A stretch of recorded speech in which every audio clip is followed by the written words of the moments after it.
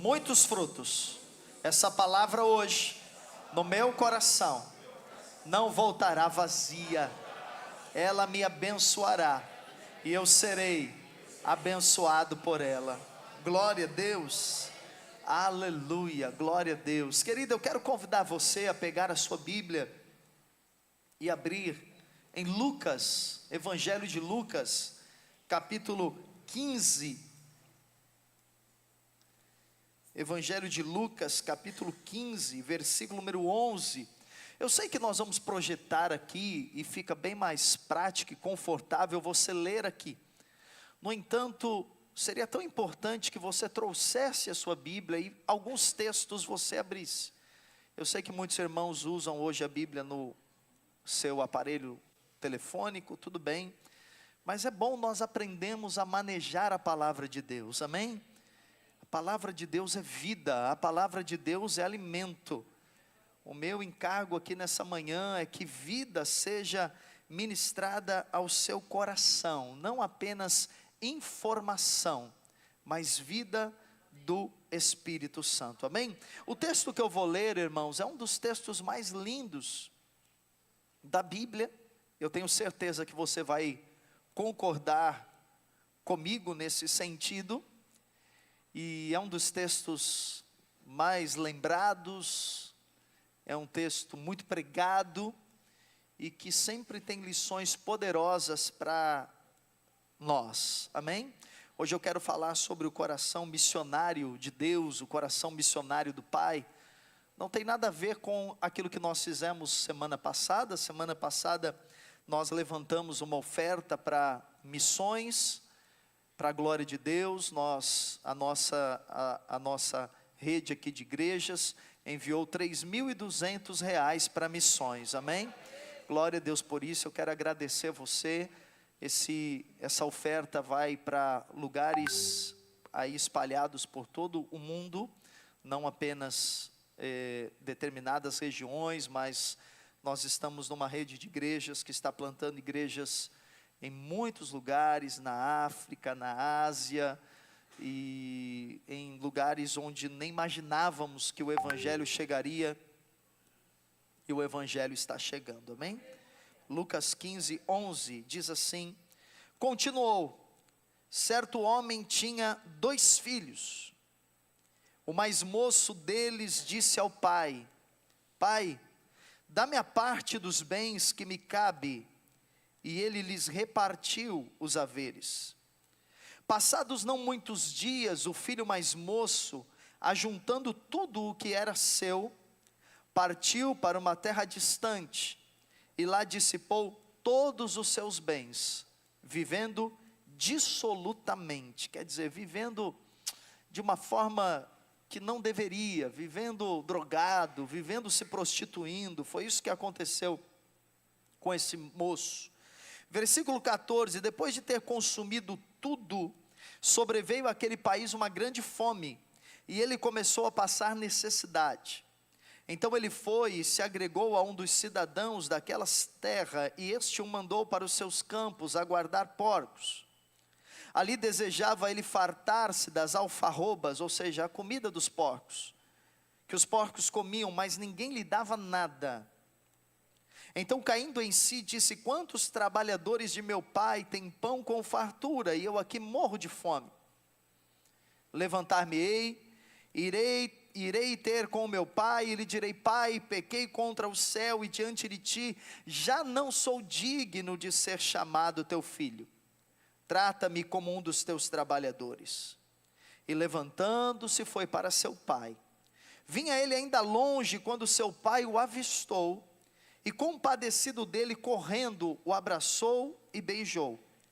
E o filho lhe disse: pai, pequei contra o céu e diante de ti, e já não sou digno de ser chamado teu filho. O pai, porém, disse aos seus servos: trazei depressa a melhor roupa, vestiu, ponde-lhe um anel no dedo e sandálias nos pés.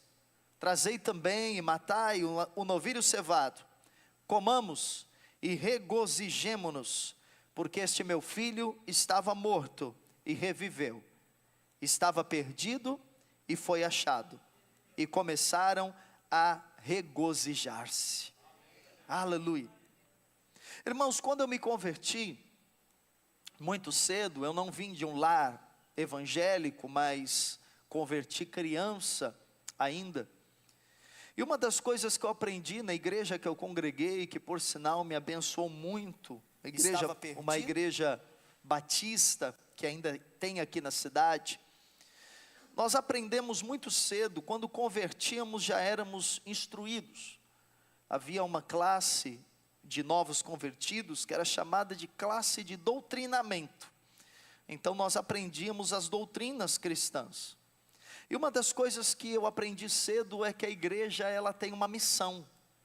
A igreja, ela tem uma vocação. A igreja, ela tem um ministério, ela tem um serviço. E o serviço da igreja não pode ser limitado às suas reuniões, aos seus cultos e aos seus encontros. Ou seja, a igreja é muito mais do que esse prédio. A igreja é muito mais do que essas 4 paredes. A igreja tem uma vocação para fora. A igreja tem um chamado para este mundo. A igreja tem um chamado para ir onde as pessoas perdidas estão.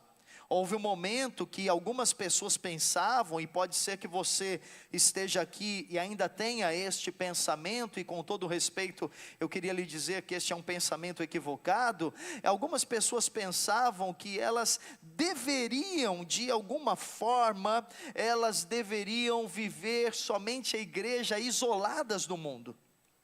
Elas não deveriam ter nenhum contato com pessoas de outras religiões, com pessoas de outras crenças, ou com pessoas que não professassem a fé dela.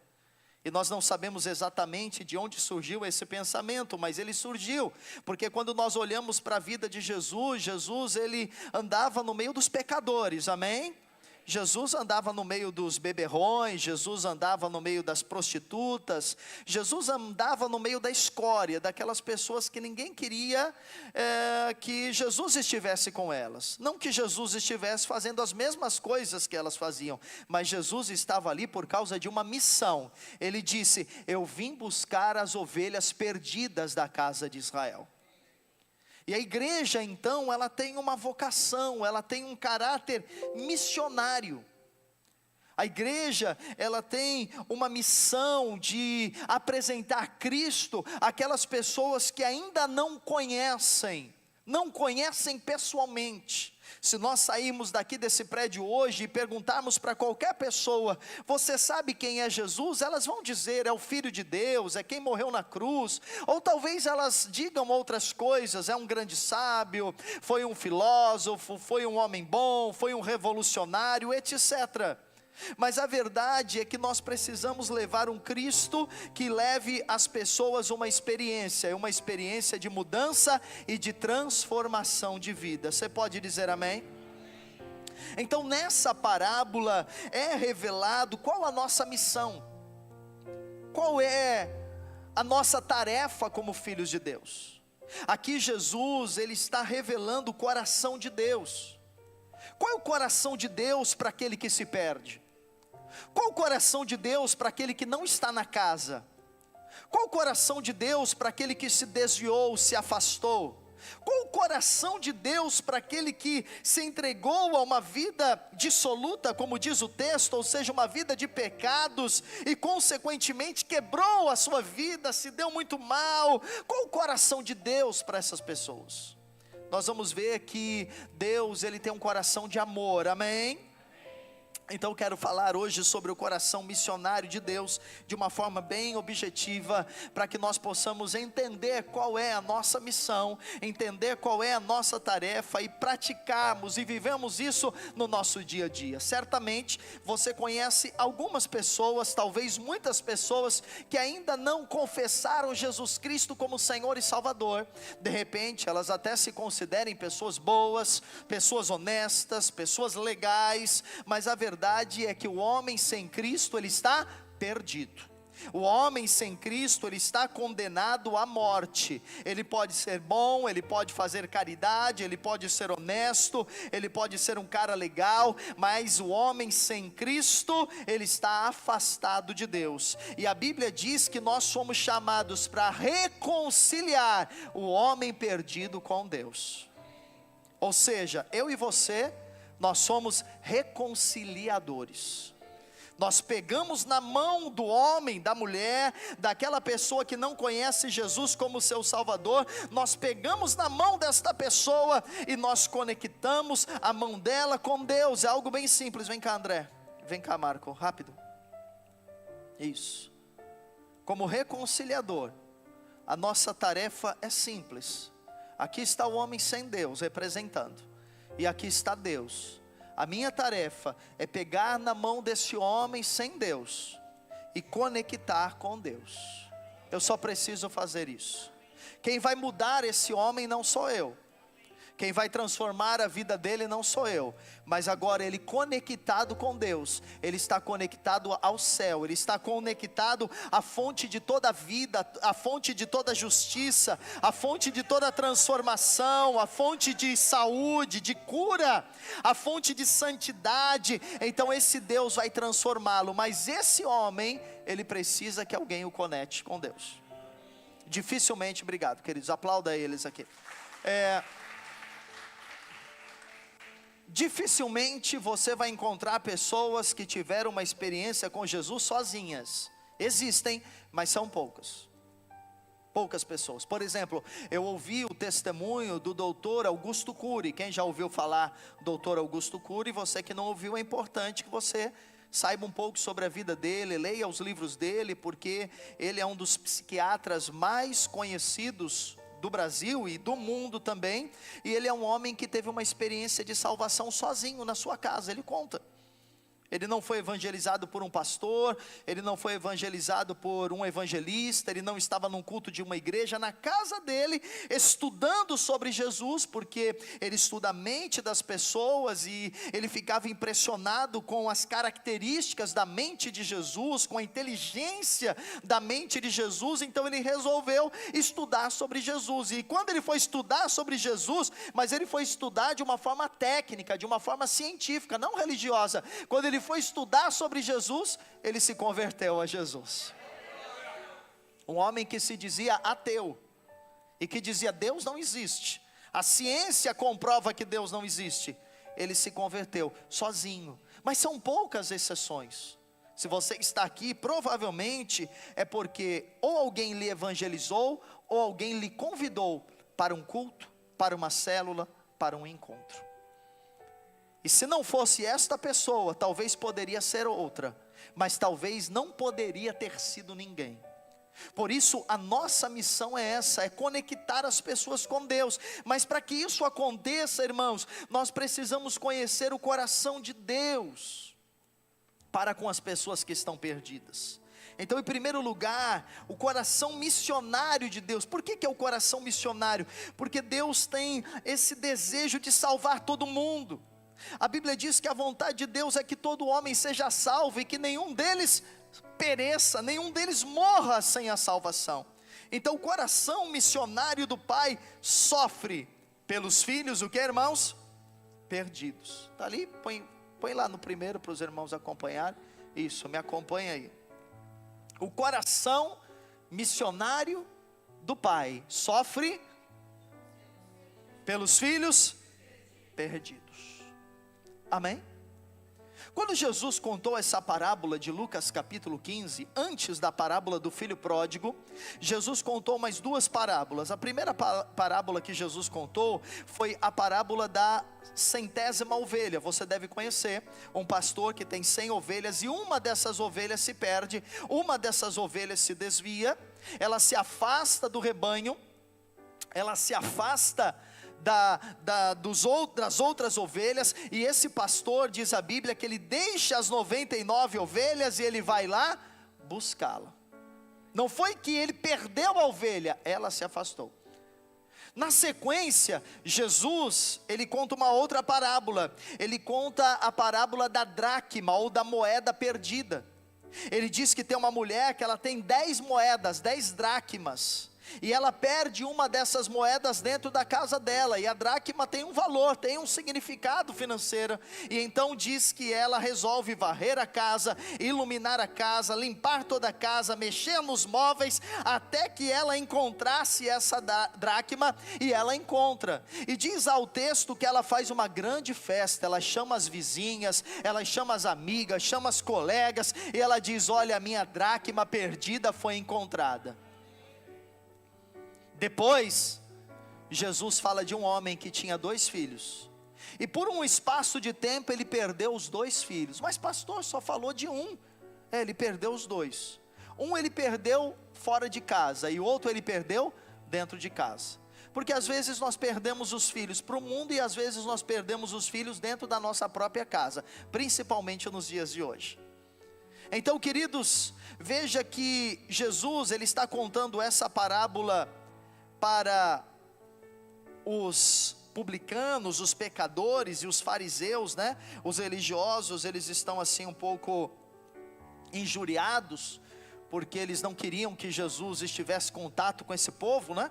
Porque eles acreditavam que esse povo contamina, povo pecador, como é que eu vou ter contato com esse povo? Então Jesus, ele vai na parábola num nível de gradação, ou seja, primeiro alguém perde uma ovelha, segundo, alguém perde uma moeda, terceiro, alguém perde um filho.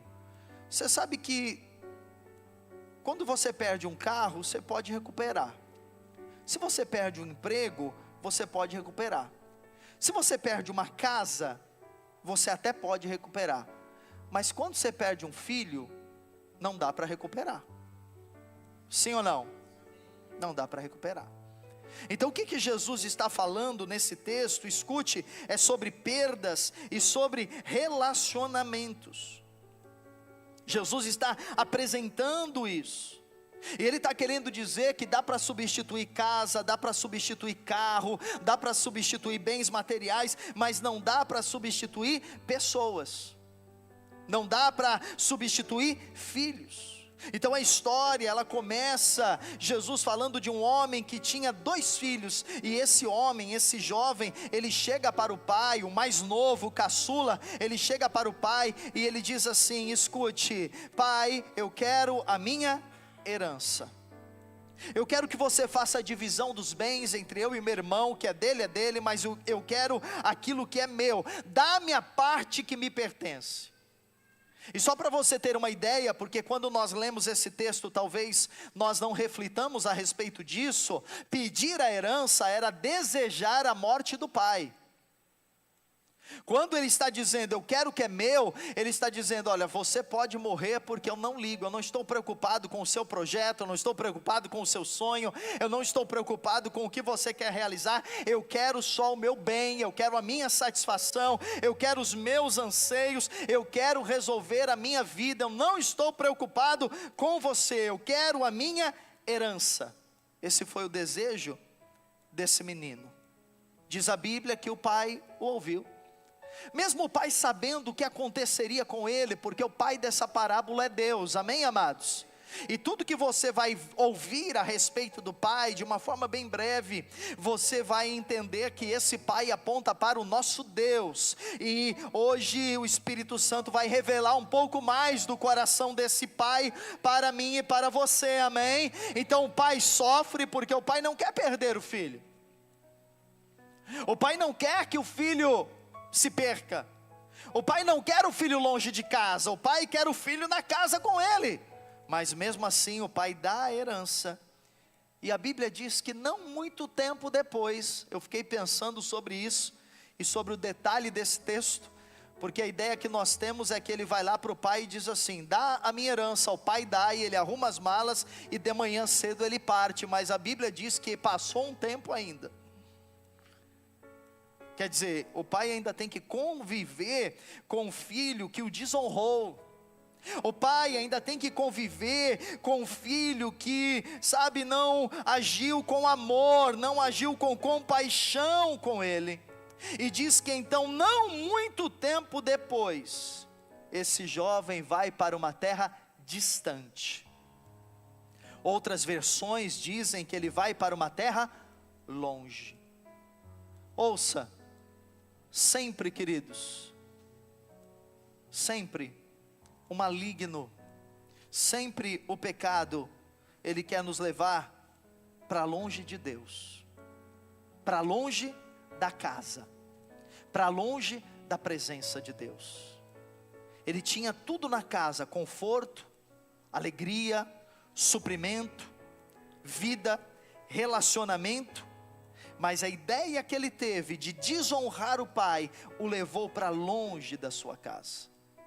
Entenda isso, que muitas vezes circunstâncias, e talvez você esteja vivendo algumas delas nesse momento, circunstâncias que querem levar você para longe da casa do pai, circunstâncias que querem levar você para longe da comunhão com Deus, circunstâncias que querem afastá-lo da sua família, que querem afastá-lo da sua casa.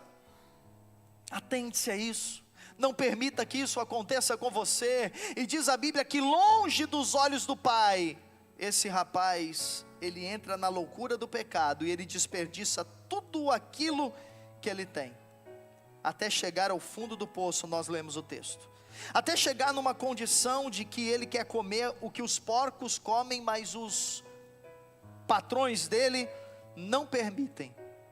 Essa condição que ele chega.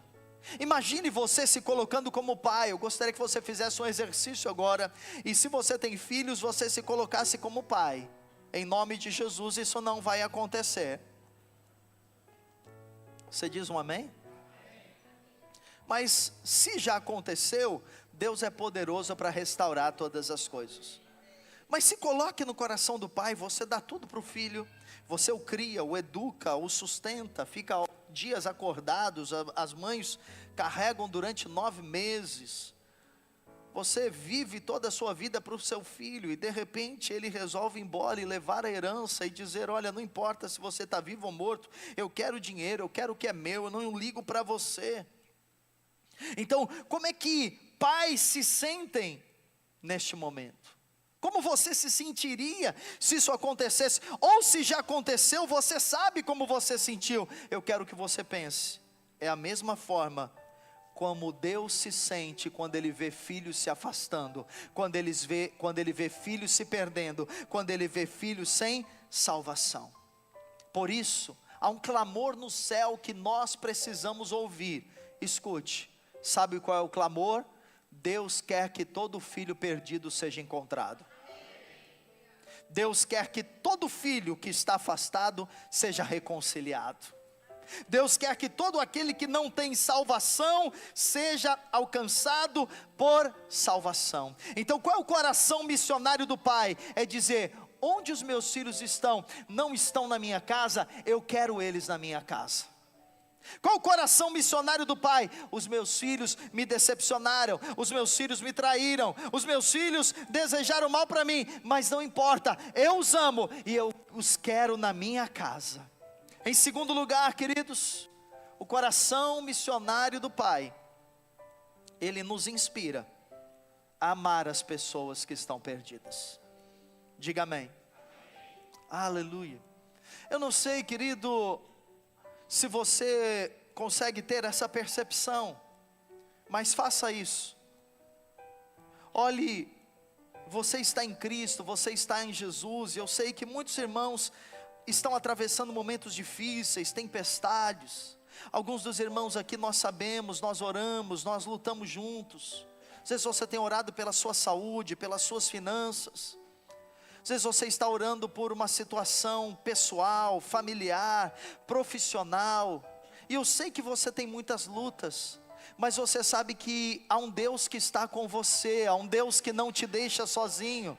Você sabe que há um Deus que lá no meio da tempestade, Ele está junto com você, amém? Então, por maior que seja o seu sofrimento, você tem alguém a clamar, você tem alguém a buscar, você tem alguém a pedir apoio. Mas quando você vai olhar para as pessoas que não têm Deus e para as pessoas que não têm Cristo, você percebe que elas têm aflições como nós temos, mas elas não têm segurança. Você percebe que elas têm lutas como nós temos, mas elas não têm respaldo. Você percebe que elas têm adversidades como nós temos, mas elas não têm fé, elas não têm esperança. E por isso nós precisamos olhar para essas pessoas. Se você convive com pessoas que ainda não se tornaram filhos de Deus, olhe para elas, olhe com o olhar de Deus, olhe com o coração do Pai e perceba como essas pessoas estão aflitas. Jesus, quando veio, ele olhou para os seus, ele olhou para a nação de Israel, e ele olhou e disse: eles são como ovelhas sem pastor. Eles estão aflitos, eles não sabem qual o caminho. E sabe, irmãos, nós na verdade somos os pastores dessas pessoas. Pastores não no sentido de um dom ministerial, mas pastores no sentido de guiá-las, de direcioná-las, de orientá-las, de buscá-las onde elas estão perdidas e trazê-las para o reino de Deus. Então o coração de Deus ama aquele que está perdido. A Bíblia diz que aquele moço vai e ele se desfaz de todos os bens. Talvez se drogou, se embriagou, se prostituiu, viveu uma vida louca, viveu uma vida insana. Ele chegou ao fundo do poço, ao ponto de querer comer e não ter o que comer, a ponto de querer alimentar-se, como eu disse há pouco, da comida dos porcos e não poder, o que era uma situação humilhante. Primeiro porque todo judeu tem a mesa como lugar sagrado, onde senta para comer. Segundo, para o judeu, o porco é um animal impuro, que não deve ser comido. Até hoje o judeu praticante, ortodoxo, ele não come carne de porco, você sabe disso. Então para o judeu não ter uma mesa para sentar é uma desonra total. Segundo, não ter comida e querer comer o que o porco come é uma humilhação terrível. Tem gente que diz assim: quando está no fundo do poço não tem mais onde cair. Você já ouviu essa frase?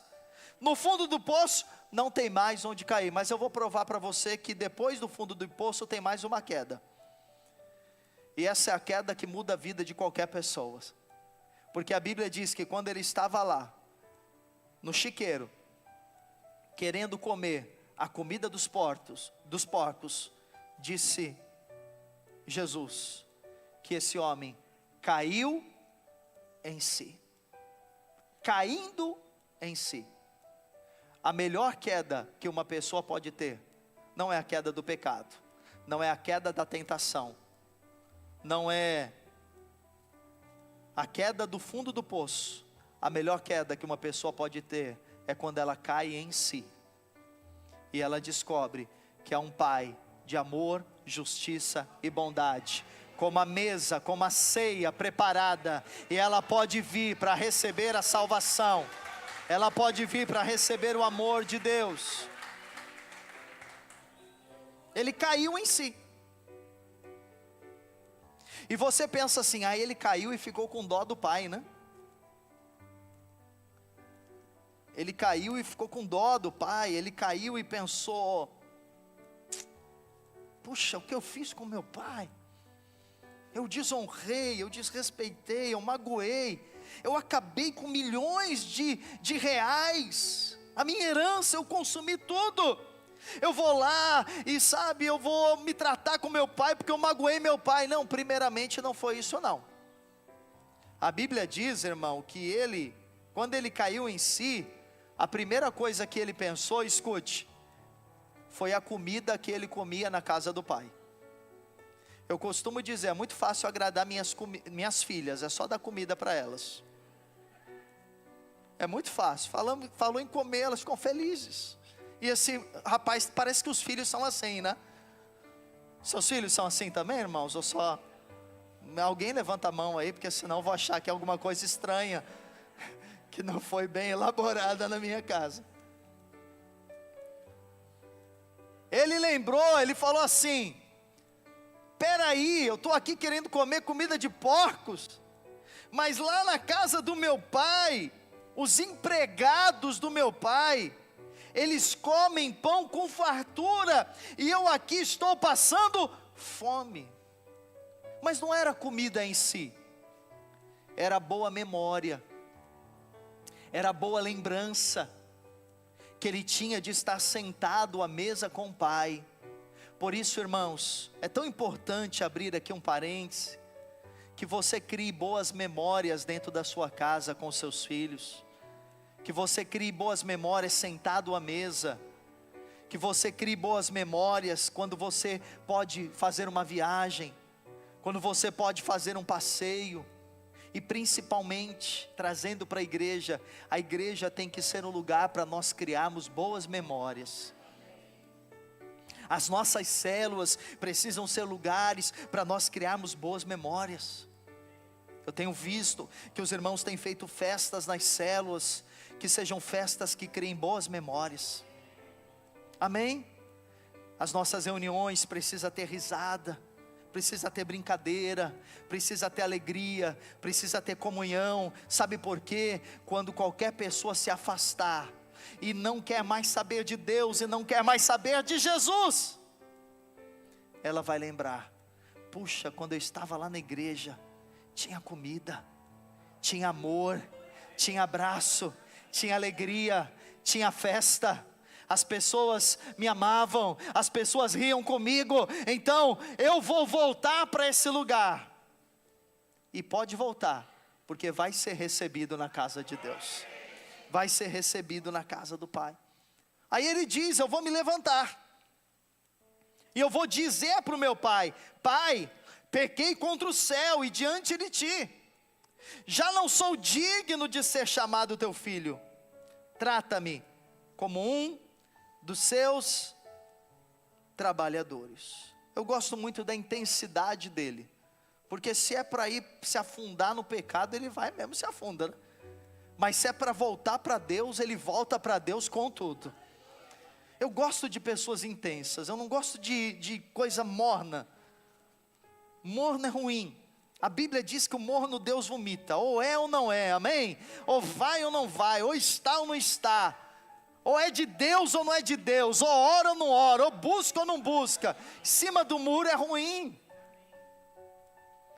E ele foi para o pecado e se afundou no pecado, mas na hora de voltar, ele falou: eu vou voltar, não importa, eu estou sujo, fedido, descalço, minha roupa está rasgada, eu emagreci muito, mas eu vou voltar assim mesmo. Por que ele voltou? Você seria capaz de voltar? Saiu por cima e voltar quebrado? Para qualquer lugar, para a sua casa, para o seu lar, para a igreja. Por que ele voltou? Porque ele encontrou na casa do Pai, quando ele estava lá, uma coisa importante. Escute isso, que é uma chave da nossa mensagem. Ele encontrou na casa do Pai a palavra graça. Diga graça. Ele sabia que na casa do Pai existe graça. E sabe o que a graça diz? Você pode ter feito o que quis, mas quando voltar, haverá um Pai para te aceitar, para te perdoar e para te amar. E essa mensagem que nós precisamos levar. Evangelismo não é você condenar as pessoas. Evangelismo não é você apontar para as pessoas. Tem uns malucos que fazem isso, mas eles estão mais prejudicando do que ajudando, dizendo: você vai para o inferno. Existe o inferno, sim. O inferno não foi criado para as pessoas. O inferno foi criado, a Bíblia diz, para o diabo e para os demônios. Amém, irmãos? Há pessoas indo para o inferno? Sim. O inferno sim existe, mas não é oprimindo, não é condenando as pessoas, não é mandando as pessoas para o inferno que nós vamos salvá-las. Nós vamos salvar mostrando a graça de Deus e o amor de Deus. Você pode dizer glória a Deus? Então o pai dessa parábola, ele é um símbolo perfeito do nosso Pai, símbolo perfeito do nosso Deus. E diz a Bíblia, irmãos, que quando ele está voltando, escute, imagine isso aí, eu quero que você pense agora nessa cena, esse rapaz voltando, eu não sei como é que é esse rapaz na sua mente, eu tenho uma ideia dele aqui, eu vejo ele sujo, muito magro, a roupa rasgada, os cabelos compridos, e ele está voltando, mas diz a Bíblia que antes de chegar na casa do pai, a Bíblia diz que o pai o vê de longe. Se o pai o vê de longe, é porque o pai estava em um lugar elevado, é porque provavelmente o pai estava em uma varanda ou em um lugar mais alto, e se o pai o vê antes de ele chegar, é porque o pai estava esperando por ele. Então nós precisamos falar para as pessoas da nossa família, da nossa vizinhança, os nossos amigos, as pessoas que nós temos uma influência, nós precisamos falar para elas: o pai está esperando por você todo dia. Venha, porque o pai está te esperando. E quando o pai o vê, o pai o enche de compaixão. A palavra compaixão é com mais paixão. Quer dizer, o que é compaixão? É quando você sente paixão com alguém. É quando você sente a dor de alguém. É quando você sente a dificuldade de alguém. E o pai teve compaixão dele. Um grande pregador dos séculos passados, chamado Spurgeon, ele é conhecido como o príncipe dos pregadores, ele contou uma história, põe a foto lá do Spurgeon, o Spurgeon está aí à esquerda da sua tela, ele conta a história que uma vez, um homem estava passando por uma rua, e esse homem viu um desabamento, e várias pessoas estavam ali escavando, porque haviam pessoas soterradas, e esse homem fez o que muitas vezes nós fazemos, num acidente, em alguma coisa, nós ficamos olhando, curiosos, o que está acontecendo? E esse homem, ele ficou olhando, e as pessoas estavam ali soterradas, muita gente cavando, escavando, e ele entrou lá no meio dos curiosos, ficou bem perto ali da turma do resgate, só observando. De repente, alguém lá no meio do bairro, no meio do barro, olhou para ele e disse: ei, corre para cá, é seu irmão que está soterrado aqui. Isso mudou tudo. Ele arregaçou as mangas, arrancou a camisa, tirou os sapatos e se jogou no meio do barro e começou a cavar. Sabe o que isso significa? É quando nós entendemos que são os nossos irmãos, é gente que Deus ama, que está perdendo a sua vida sem Deus, sem Cristo. É quando nós vamos arregaçar as nossas mangas e nós vamos dizer: eu não vou viver apenas o Evangelho para mim, eu vou levar o Evangelho para outras pessoas. Eu vou falar do Evangelho. Então sabe quem evangeliza? É quem tem compaixão. É quem sente o que o Pai sente. É quem entende que aqueles que estão morrendo soterrados são nossos irmãos, que precisam de ajuda. Só prega Jesus quem tem paixão pelas vidas. Então nós precisamos, irmãos, entender como funciona o coração do nosso Deus. Aquele homem corre em direção ao filho. E na tradição judaica, um senhor de idade não corre. Isso você pode estudar a tradição judaica. Jesus, ele colocou o pai correndo. E escute só, não é o filho que corre em direção ao pai, é o pai que corre em direção ao filho. Amém? Isso mostra Deus. Eu quero que você entenda hoje um pouco sobre o coração de Deus. Não é o filho que sai correndo para o pai, mas é o pai que sai correndo em direção ao filho. Quer dizer, Jesus pegou Deus, o Deus criador, poderoso, onipotente, majestade santa, o Deus tudo, e Jesus pôs esse Deus correndo em direção a um pecador. Por isso que ele é Deus, mas ele é homem. Ele é Deus, mas é gente. Amém. Não se corre. Pessoas desse status, elas não correm. Elas andam de forma elegante. Elas andam num bom compasso. Mas o pai correu. E o filho então tinha um discurso ensaiado. Lembra qual o discurso? Eu vou dizer ao pai, eu vou me levantar, eu vou dizer ao pai: pequei contra o céu, pequei contra ti, não sou mais digno de ser chamado teu filho. E ele chega então para o pai e ele começa a dizer: pequei contra o céu, pequei contra ti. E você acha que o pai faz o quê? O pai diz: continua dizendo aí, fala todos os seus pecados, confessa um por um. Não, o pai não faz nada disso. O pai chama um dos servos, enquanto ele está dizendo: pequei contra o céu, pequei contra ti. O pai chama um dos servos e diz assim: vem cá, vem cá. Ele não dá nem muito ouvido, muita audiência ao que o filho está dizendo, confessando os seus pecados. Não, ele nem está preocupado com isso. Sabe com o que ele está preocupado? Ele chama um dos servos e diz: mata o novilho cevado, pega a roupa, pega o anel, põe uma sandália nova no pé dele. Nós vamos fazer uma grande festa, nós vamos fazer um grande banquete, nós vamos fazer uma grande celebração. Você sabe que tem pessoas que ficam preocupadas porque a gente não fica aqui todo culto confessando e confessando o pecado. Tem gente que se preocupa com isso. Por que a gente não fica aqui nos cultos chorando, dizendo: Deus, eu sou um pecador miserável, um desgraçado? Porque tem gente que acha que é isso que muda a vida. Não, não é isso que muda a vida. O que muda a vida é você ter a compreensão que você é amado por Deus, e ainda que você peque, o Senhor estará de braços abertos para te receber, e a casa sempre vai estar pronta, vai ter sempre uma festa para receber você.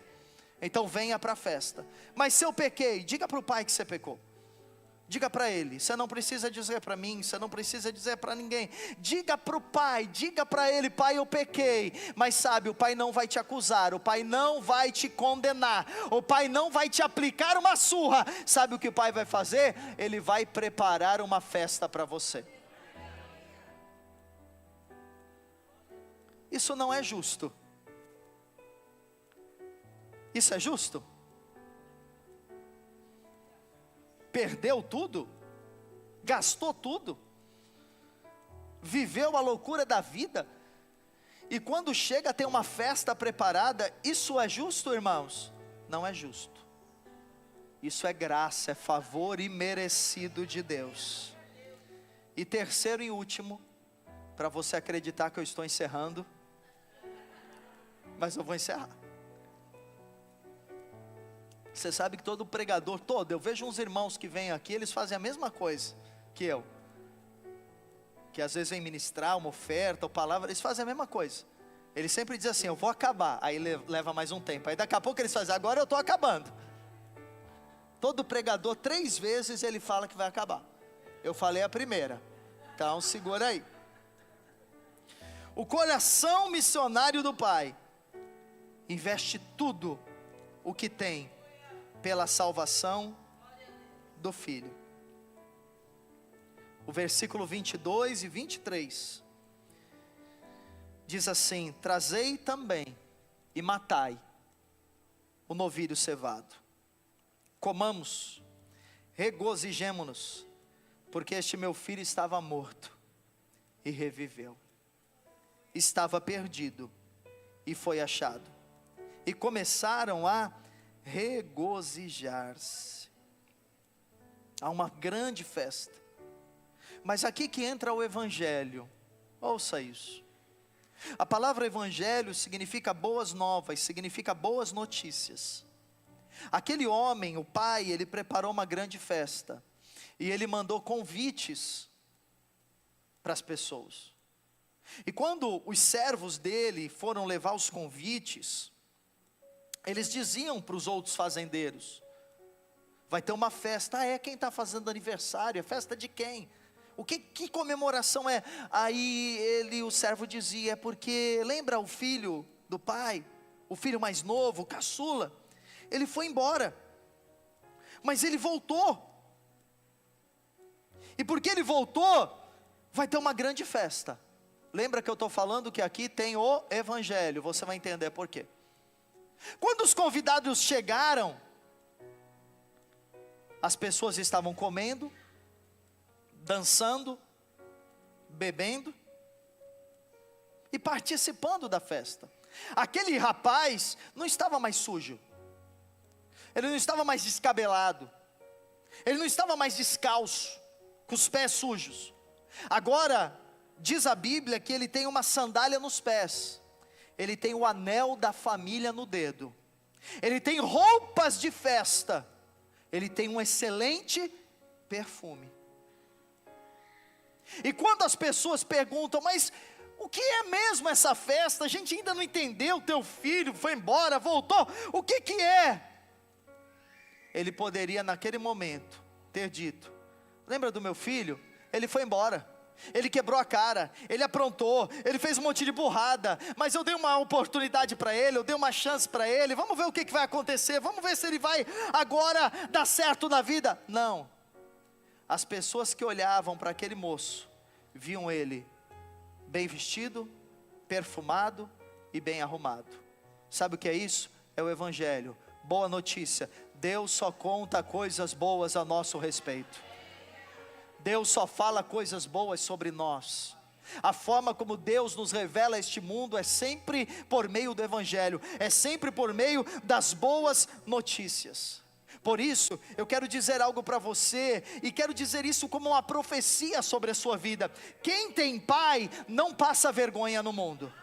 Quem tem pai, não fica na rua da amargura. Quem tem pai, querido, sabe que pode ter alguém que o ama e que o perdoa. Quem tem pai, tem toda a provisão que precisa.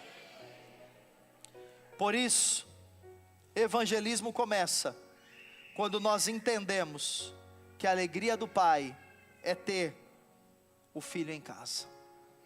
Se você entender que a alegria de Deus é ter o filho em casa, esse ano nós trouxemos uma palavra, o ano da casa cheia, e nós estamos daqui até o dia 1º de julho, talvez você esteja nos visitando, e é importante você situar-se, daqui até o dia 1º de julho, nós estamos com várias estratégias de evangelismo. Próximo domingo nós teremos o culto da esperança, para você convidar os seus amigos. As nossas células estão fazendo eventos evangelísticos, a minha vai fazer essa semana, muitas já fizeram. E no dia 1º de julho, dia 1/7, nós estaremos aqui fazendo o nosso dia com Deus. Um dia para salvação de pessoas. Agora, como é que eu vou me motivar, me mobilizar a convidar alguém? Como? Se eu entender que o coração de Deus ama essas pessoas. Se eu entender que a tarefa que Deus me deu é reunir os seus filhos que estão afastados, desviados ou perdidos. Em João 10,16 diz assim: tenho ainda outras ovelhas que não são deste aprisco, e a essas também me importa conduzir. Elas ouvirão a minha voz, e haverá um rebanho e um pastor. Aleluia, glória a Deus, amados. Você recebe essa palavra no seu coração? Eu disse no começo da mensagem que havia 2 filhos, e eu falei de um. E o segundo filho? O segundo filho, ele não se afastou, ele não se perdeu. Mas no versículo 25 a 28, eu estou de fato encerrando, põe lá. Ora, o filho mais velho estivera no campo. Quando tudo isso aconteceu, o filho estava no campo, porque para apacentar os rebanhos, viajava horas, dias. Então aquele filho mais velho não participou de nada disso, do retorno do filho, da festa, etc. Mas quando ele voltou, ele foi se aproximando de casa e ele ouviu música, dança, barulho, grito, risada, festa. 26, chamou um dos criados e perguntou-lhe, que era aquilo?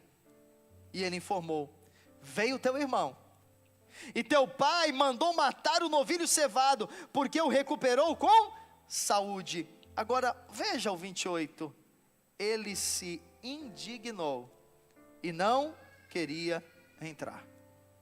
Essa história termina com o pai na porta da casa, insistindo para o filho mais velho entrar. Mas o filho mais velho é anti-evangelismo, ele é anti-missões. Ele não tem o coração do pai. Ele estava na casa do pai, ele trabalhava para o pai, ele servia ao pai, ele nunca se desviou, ele nunca se afastou, mas ele não tinha o coração que ama aqueles que estão perdidos. Então que Deus, irmãos, gere esse coração em nós. Que Deus nos derrame amor, compaixão, amém? Perdão, para nós buscarmos aqueles que estão perdidos. Eu quero orar com você, fique de pé por favor. Aleluia. Eu tenho certeza que você conhece algumas pessoas que não têm Cristo. Tenho certeza que você conhece algumas pessoas que estão afastadas, desviadas do Evangelho, da verdade de Jesus, por muitos motivos, e não cabe aqui levantarmos, sempre existem motivos para as pessoas se afastarem. Mas uma coisa é certa, é que Deus quer usar você como reconciliador. E Deus quer te usar nesses dias, querido. Então gostaria que você pudesse agora levantar sua mão direita e pensar aí com a sua mão direita levantada 5 pessoas que você quer que experimente esse amor, essa salvação, essa bondade, essa justiça. 5 pessoas, e que você pudesse orar por elas agora. Ore você.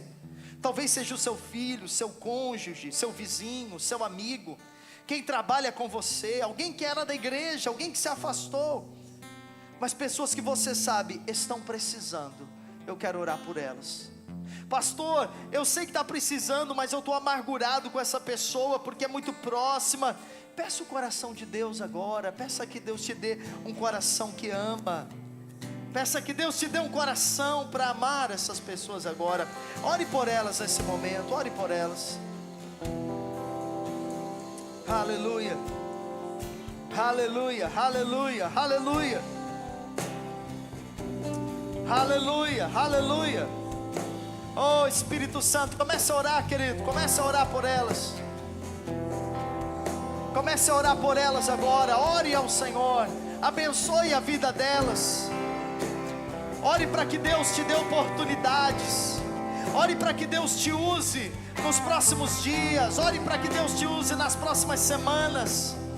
Ore para que o Senhor use você para trazer pessoas para o dia com Deus, para levar pessoas à reunião da célula. Ore para que o amor de Deus seja derramado no seu coração pelo Espírito Santo. Senhor, nos dá um coração missionário. Senhor, nos dá um coração teu. Nos dá um coração que evangeliza. Pai, nos dá um coração cheio de amor. Amor por quem está perdido. Amor por quem não te conhece. Amor por quem não recebeu a tua salvação. Dá-nos, Pai, este amor, em nome de Jesus.